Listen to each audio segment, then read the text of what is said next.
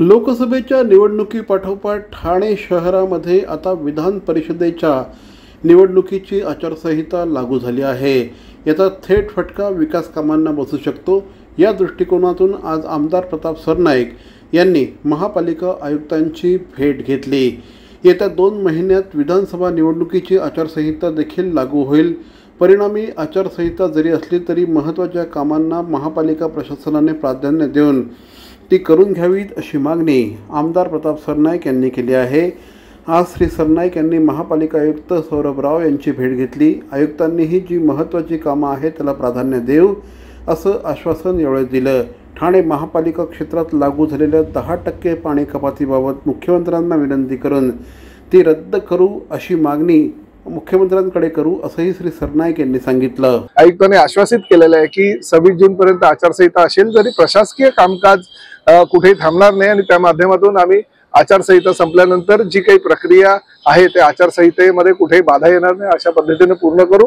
आणि मध्यंतरीच्या काळामध्ये म्हणजे जुलै आणि ऑगस्ट मध्ये जेवढी कामं तुम्ही केलेली आहेत तेवढ्या सगळ्या कामांचं कार्यादेश देऊ, जेणेकरून माननीय मुख्यमंत्र्यांच्या हस्ते त्याचं लोकार्पण आणि भूमिपूजन आम्हाला करता येईल.